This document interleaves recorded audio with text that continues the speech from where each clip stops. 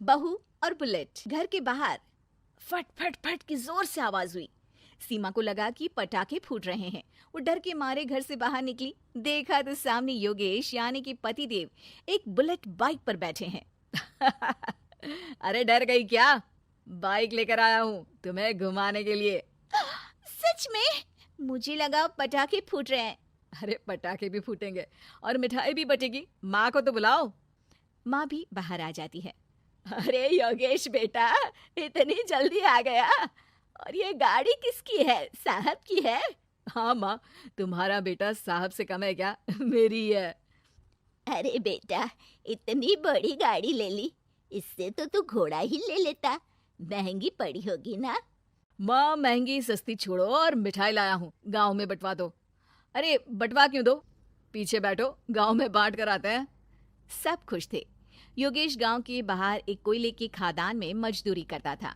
मेहनत और अकल से उसने वहां ठेकेदारी का काम सीख लिया और सूझबूझ से ठीक ठाक पैसा बनाने लगा। गांव में बात फैल गई कि योगेश के घर धमाका गाड़ी आई है। ऐसी गाड़ी पहले कभी किसी ने गांव में तो देखी नहीं थी। योगेश और माँ गाड़ी से वापस घर आ जाते हैं। बेटा, बाबूजी ऊपर से देख रहे होंगे और आशीर्वाद भी दे रहे होंगे तुझे। वो होते तो उनको भी घुमाता माँ। पूरे गांव में नाच नाच के मिठाई बांटने जाते। जैसे मैंने नाच नाच के बांटी थी जब वो अपने लिए एक साइकिल लेकर आए थे। बस बस, बाबूजी दो बात भी सुनाते कि फटफट वाली फटफटी ले आया। सीमा आगे कहती है, अपने लिए तो ये गाड़ी ले आए और मेरे लिए? अरे ये गाड़ी तुम्हारे लिए ही तो है। पक्का मेरे लिए है? अरे पक्का तुम्हारे लिए है। अगली सुबह जब योगेश सो रहा होता है तो उसे बाहर से गाड़ी की आवाज आती है। वो घबरा कर चिल्लाता है, चोर चोर, मेरी गाड़ी ले जा रहा है, चोर चोर। माँ भी जागती है और योगेश के साथ दरवाजे की तरफ भागती है। जैसे ही दोनों बाहर निकलते हैं तो देखते हैं कि सीमा गाड़ी चला रही है। अरे बहू, नाक कटवाओगी क्या? ये क्या कर रही हो? अरे गिर जाओगी, ये क्या कर रही हो तुम? सीमा गाड़ी को रोक कर कहती है, सारे गांव में घुमा लाई, कहीं नहीं गिरी। क्या? सारे गांव में घुमा लाई? अरे लोग क्या कहेंगे बहू?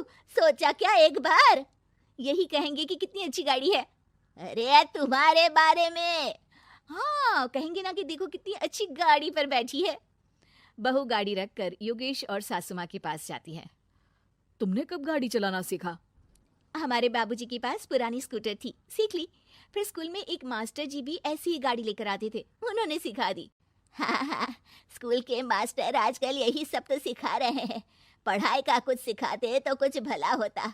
अरे बहू, अब गाड़ी मत चलाना। हमारे परिवार में कभी किसी औरत ने पीछे से आगे की सीट पे आने की हिम्मत नहीं की है। तुम भी मत करना, समझी? जी समझ गई माँ जी। सीमा सास की बात सुनकर चुपचाप रसोई में जाकर उदास होकर खाना पकाने लगी है। सास सुबह सुबह मंदिर से पूजा करके लौट रही होती है। तभी उसे दो औरतें रोक लेती हैं और कहती हैं, अरे बहू को थोड़े अच्छे लक्षण भी सिखा दो। गाड़ी चलाने निकली थी, गांव की मर्यादा का कोई ख्याल नहीं है। वही तो। अरे पैसे आने लगे हैं तो क्या मतलब कि किसी रीति रिवाज को नहीं मानोगे?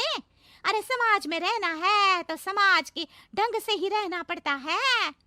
अरे लाज भी नहीं आई बहू को? चूल्हे चौके से निकलकर सीधे गाड़ी लेकर चौराहे चबूतरे नाप लिए, फाट फाट फाट करते हुए। अरे कुछ कह देना उसे। अरे ये क्या कहेगी, बूढ़ी सास है, इनकी थोड़ी ना चलती होगी घर में। हाँ, बहू की ही चलती होगी, मर्जी भी और गाड़ी भी।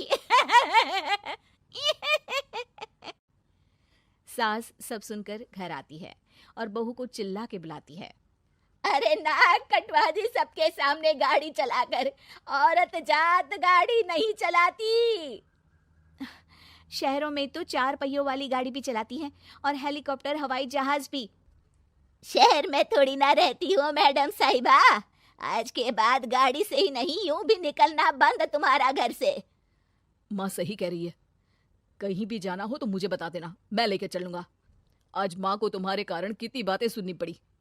इतना कहते हुए योगेश वहां से चला जाता है। बारिश की वजह से कारखाने के रोड पर कीचड़ रहता है, इसीलिए योगेश गाड़ी घर रखकर जाता है और किसी से लिफ्ट लेकर कारखाने पहुंचता है ताकि नई गाड़ी गंदी ना हो।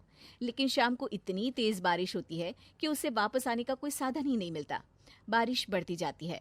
रात के 11 बज जाते हैं। रास्ते में एक नदी का ब्रिज है। अगर उस पर पानी आ गया तो योगेश कारखाने में ही फंस जाएगा। पूरी रात भूखे प्यासे बितानी पड़ेगी। घना अंधेरा, बिजली की कड़कड़ाहट और तेज बारिश। राजेश डर भी रहा था, ठंड से कांप भी रहा था। तभी उसे रोड से आती हुई एक रोशनी दिखती है। वो देखता है कि उसके सामने एक बाइक आकर खड़ी हुई है। वो ऊपर वाले को धन्यवाद देकर उस बाइक वाले आदमी की तरफ बढ़ता है, पर पास जाकर देखता है तो भौचक्का रह जाता है।